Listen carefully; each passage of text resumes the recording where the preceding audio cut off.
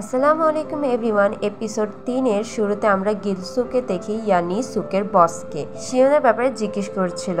সুককে জিজ্ঞেস করে তোমার এই অবস্থা কে করেছে, তখন সুক সরি বলা ছাড়া আর কিছুই বলে না। তখনই ইয়ঙ্গি সবকিছু বলে দেয় সুক আর শিওনের মধ্যে ঝামেলার ব্যাপারে। এরপর আমরা দেখতে পারি গিলসু সুককে মারছে। এরপরের সিনে আমরা দেখি শিওনকে, যেখানে তার ফ্রেন্ডরা তাকে এটা বলে নিয়ে এসেছে যে তারা অ্যাসাইনমেন্ট করবে, কিন্তু সে যখন তাদের সাথে আসে তখন দেখে তারা গেম খেলছে এবং শেষে সেও গেমের অংশগ্রহণ নেয়। এরপরে সুহ বলে যে এটা তো খুব তাড়াতাড়ি হয়ে গেছে, চলো 3টা রাউন্ড আরও খেলি। এরপর আমরা দেখি শিওন 3টা রাউন্ডই জিতে যায়। এরপর আমরা সুহকে দেখি শিওনকে ডিনারে অফার করতে, তখন শিওন ডিরেক্টলি মানা করে দেয়, এটা বলে যে আমার পড়া আছে। এরপরে আমরা হসপিটালে ইয়ংবিনকে দেখি, যেখানে গিলসুও ছিল। গিলসু ইয়ংবিনকে বলে যা হয়েছে তোমার জন্যই হয়েছে, এখন তোমারই আমাদের হেল্প করতে হবে। এরপরে আমরা দেখি শিওনকে একটা শপে আমব্রেলা কিনতে এসেছিল, সেখানে ইয়ঙ্গিকে দেখে ফেলে এবং সে চুরি করছিল। এটা শপের এমপ্লয়িও বুঝতে পারে, যার কারণে শিওনের হাত ধরে ইয়ঙ্গি শপ থেকে বের হয়ে আসে। শিওন আমব্রেলা নিয়ে একা একা চলে যেতে থাকে।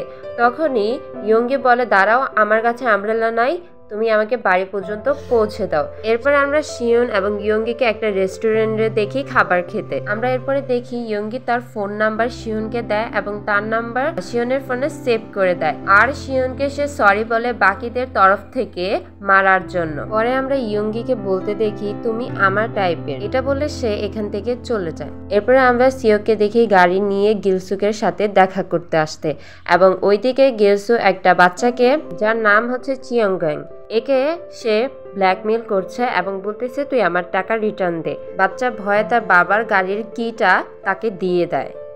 এরপরে আমরা ইয়নবিনকে দেখি যে স্কুলে নিজের বইগুলো নিতে আসে এবং শিওনের কাছে গিয়ে বলে যে তোমার সাথে আমার কিছু কথা আছে। তখনই সোহ আর তার ফ্রেন্ড সাথে ছিল। বিন শিওনকে বলছে তুমি আমার উপর থেকে কেস সরিয়ে নাও, আমার লয়ার সাথে কথা বলো, না হলে আমার ক্যারিয়ার বরবাদ হয়ে যাবে। এরপরে বিনকে দেখি এই 3 জনকে নিজের সাথে করে নিয়ে যায়। এরপরে আমরা দেখি তাদেরকে অ্যাপার্টমেন্টের নিচে যেতে, সেখানে গিলসু এবং তার চেলাপেলা আগে থেকেই ছিল। সোহ তখন বিনকে বলে আমার তো আগে থেকেই তোর উপর সন্দেহ ছিল, তুই কিছু না কিছু গন্ডগোল ঠিকই করবি। তখন গিলসু বলে তুই সোককে মেরেছিস, তার জন্য আমি কেস করতে পারি, যদি চাস আমি কেস না করি তাহলে আমাকে 15 মিলিয়ন ইয়ন দিতে হবে, আর যদি না দেস তাহলে আমি তোদেরকে মেরে ফেলবো। এই হুমকি দিয়ে এখান থেকে চলে যায় সবাই। তখন ইয়ঙ্গি বসে বসে শিওনের দিকে আফসোসের নজরে তাকিয়েছিল। এরপরে গিলসুর লোকেরা সবসময় তাদের উপর নজর রাখতো, তারা যেন পুলিশকে কিছু বলতে না পারে। এরপরে সিনে আমরা দেখি শিওন ইয়ঙ্গির কাছে যায় এবং জিজ্ঞেস করে আমরা যদি টাকা দিয়ে দিই তাহলে কি ঝামেলা শেষ হয়ে যাবে। তখন ইয়ঙ্গি বলে যে একদমই না, গিলসু একেবারে অনেক বাজে একটা লোক, সে টাকার বিনিময়ে সবকিছু করতে পারে, ইভেন মানুষও খুন করতে পারে। ইয়ঙ্গি তাকে আরো বলে যে গিলসু একটা গেম তৈরি করেছে যেটার মধ্যে বাচ্চাদেরকে আগে টাকা দিয়ে জিতানো হয়, তাদেরকে টাকা দেওয়া হয় এবং পরবর্তীতে আস্তে আস্তে তাদেরকে হারানো হয়, যাতে তারা আরো টাকা দিয়ে জয়েন করে। এবং যারা টাকা দিতে পারে না, গিলসু তাদেরকে লোন দেয়, আর যখন তারা হেরে যায় তখন গিলসু আরো তাদেরকে লোন দেয়। এভাবে করে গিলসু বাচ্চাদেরকে ব্ল্যাকমেল করে। তারপরে সিনে আমরা দেখতে পারি শিওনের ফ্রেন্ড তার বাবার ক্রেডিট ওয়াল চুরি করে এবং এটাকে বিক্রি করে দেয়। পরবর্তীতে 15 মিলিয়ন ওন তার ফ্রেন্ডের কাছে দেয় এবং বলে এগুলো গিলসুকে যেন দিয়ে দেয়। তার পরবর্তীতে শিওন বলে এগুলো করে লাভ নাই, ঝামেলা শেষ হবে না, গিলসু পিছা ছাড়বে না। তখন শিওন তাদের 2 জনকে ইয়ঙ্গির সব কথা বলে দেয় এবং গেমের ব্যাপারেও সবকিছু খুলে বলে। তারপরে তারা 3 জন মিলে একটা প্ল্যান করে যেন গিলসুকে পুলিশে দিতে পারে। সোহ যাবে টাকা নিয়ে গিলসুর কাছে এবং বাকি 2 জন পুলিশ নিয়ে আসবে। এরপর তারা গিলসুকে পুলিশের কাছে দিয়ে দিবে। এরপরে আমরা এই 3 জনকে স্কুলের বাইরে যেতে দেখি এবং তাদের সামনে দাঁড়িয়ে থাকে গিলসুকে এবং তার গ্যাং। এরপর সোহ বলে আমি টাকা নিয়ে যাচ্ছি, এরপরে তাদের সাথে গিয়ে আমি লোকেশন শেয়ার করব, তোমরা আমার লোকেশন অনুযায়ী চলে এসো পুলিশ নিয়ে। এই কথা বলে সোহ চলে যায় গিলসুকের কাছে।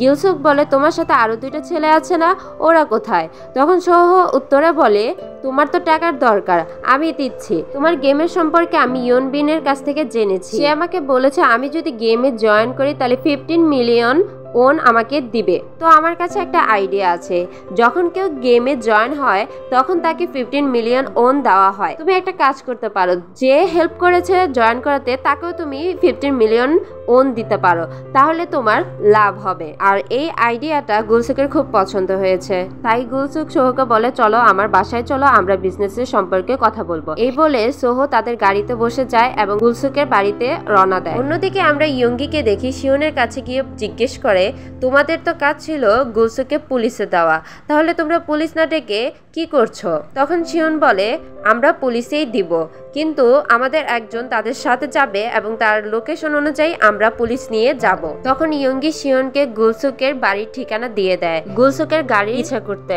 অন্যদিকে শিওন চলে যায় পুলিশের কাছে। এইদিকে সোকো সবকিছু দেখে একেবারে চুপ ছিল, কোনো কিছুই বলে না। অন্যদিকে আমরা সোহকে দেখি একটা ভয়েস রেকর্ড করে শিওনকে পাঠিয়ে দেয়। এরপরে আমরা গুলসুকের বাড়ির সিন দেখি, যেখানে সোহ আর গুলসুক বসে বসে কথা বলছিল। গুলসুক সোহর কাছে তার ফোন চায়, কিন্তু গুলসুক বলে এখন তো আমরা বিজনেস পার্টনার, এখন আমার ফোন লাগবে কেন?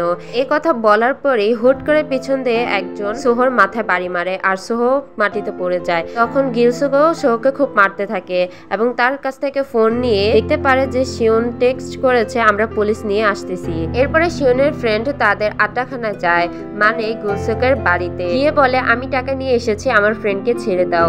তখনই হুট করে পুলিশের সাইলেন্স বাজতে থাকে। এটা দেখে গিলসুক তাকেও বাড়ির ভিতরে নিয়ে আসে এবং পুলিশরা গিয়ে কলিং বেল অনেক জোরে জোরে চাপতে থাকে, কিন্তু কেউ গেট খুলে না। এরপরে আমরা পুলিশদেরকে বলতে দেখি, এই এরিয়ার দায়িত্ব আমাদের না, তাই আমরা দরজা ভেঙে ভিতরে প্রবেশ করতে পারবো না। তুমি যে অভিযোগ করেছো আর ছবি দিয়েছো তা আমরা গ্রহণ করেছি, কয়েকদিন পরে আদালতে গিয়ে তোমার সাক্ষী দিতে হবে। এই বলে পুলিশরা চলে যায়। অন্যদিকে আমরা শিওনকে দেখি বাড়ির দেওয়াল টপকে ভিতরে প্রবেশ করে এবং ভিতরে ঢুকতেই সে রক্ত দেখতে পায়। তখন সে বুঝে যায় এটা সোহর রক্ত। রক্ত দেখে সে ভয় পেয়ে যায় এবং সে বারবার তার ফ্রেন্ডকে কল করতে থাকে, কিন্তু কেউ কল উঠায় না। আর সে লকআপটা খুঁজতে থাকে, কিন্তু লকআপ অলরেডি খালি ছিল। এর সাথে সাথে সে তার ফ্রেন্ড বনসুককে বারবার কল করতে থাকে, কিন্তু তার ফোন সুইচ অফ থাকে। তখন সে বুঝতে পারে গুলসুক তাদের ফ্রেন্ডকে ধরে ফেলেছে। আর এখানে এপিসোড 3 শেষ হয়ে যায়।